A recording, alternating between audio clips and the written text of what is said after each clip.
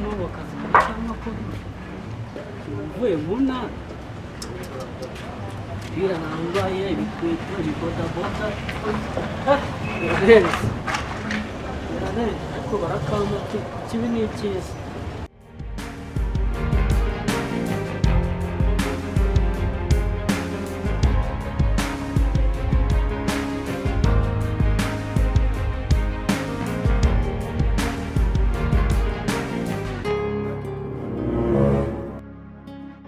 Iriwe akusinje jaziza kwirirwa ziriza hano n'izahe what ubwo kubutukana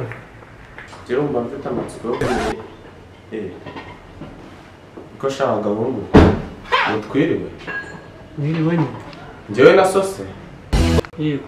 njyewe na so wanyu se mwebwe mwebwe kuruza so wanyu se ni mwebwe hasi shaka ko numva nta kinyabupfura ufite mwebwe nanjye gusaba akazi akakazi shana aho n'ubundi nta n'akandi nako akazi ko mu rugo mwaratubonye njyewe urabona ntabwo akazi ho utakawe ukimeze wajyana umuntu wajyana umushumba ngo urashaka akazi hasi urabona ni umushumba kubera nambaye n'umupira yagenda biragusa rwose kabisa niba ntako mwakawe tukavuga ko kumara iki se none se urashaka akazi kameze iki ni akazi ko mu rugo n'ubundi nta kandi kazi wawe ukeneye none se bose reka ngo baze nako shaka aho wakoraga ni ubwa mbere uje gukora akazi ko mu rugo ntabwo ari ubwa mbere nyine bari baranyirukanye nakoze imyaka 6 imyaka 6 none se shaka aho wabaga mwatandukanyijwe n'iki uzi ikintu twapfuye bose yazanyeho ubugamba ndamuterura ndamuciye bose ko ngiye se tutararangiza umva shaka nta kazi k'ubukarani gahari uzajya gushaka akazi k'ubukarani oya bose narihanye ntabwo nzongera ntabwo nzongera kabisa byagenze ute kugira ubyihane ubona ubuzima bwarankubise bwo mu ntara mbona ngomba gusubiza ubwenge ku gihe nkongera ngakora akazi nk'uko mbere nagakoraga urambura neza rero ibyo bakubwiye ntabwo wabyumvisha umva rero shaka njyewe hano nshobora kugufata nkajya ngukubita buri munsi ngakwereka ko ndi umuntu nta kibazo ariko nkabona akazi rero nta muntu ujya umenyera nta kibazo ariko nkabona akazi urashaka akazi ubwo rero ngo urashaka kunyirukanira gusa burya nawe uri umukozi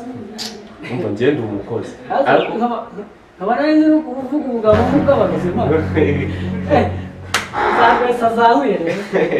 ahubwo nyine njyewe hano njyewe nkora uko nshaka ubundi boss anywera icyayi mu gikombe nk'icyumweru cyose kuko ntabwo ababizi noneho ntabwo cyoze kareka njyewe niyo nashyizemo icyayi ngo nyanga gishyiramo icyayi ntabwo apfa kubimenya yesu kirisito twataranye mbaza ngo yisahana agiye kuyiriraho akarangiza mpita nshishaka kenda umwe nkongera nkamuhereza noneho ushyiraho na sura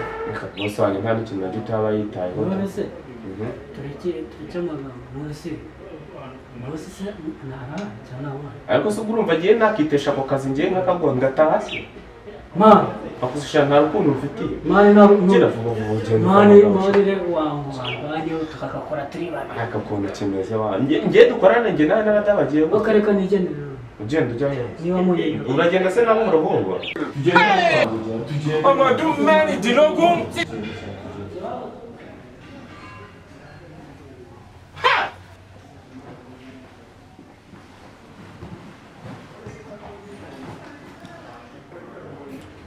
umva shaka do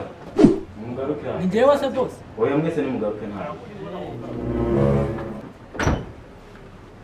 akusha ubwo mugari njyewe ninde kadogo hano muri uru rugo You will move out of this house. asubu ndavuze oya uracuranze ucisha amatera urumva hano ni kwa boss ntabwo ari iwanyu kumva neza bose none se ntabwo wumva se nta kibazo bose ese shaka ubwo muri gupfa iki udupfa iki Yesu Kristo wabyawe na Mariya biketurwa Yosefu mu cyimbo cy'Imana udupfa iki mwese urabona nongegera ari ikivuze hano muri uru rugo ngiye kadogo urumva ngiye kadogo aho ikindi kintu gishaka gisubiriyo kivuga bose ngiye nakubaha cyane n'ukuri kw'Imana ndashaka gucisha make I will tell our pastor about this is where you want to use your life for out.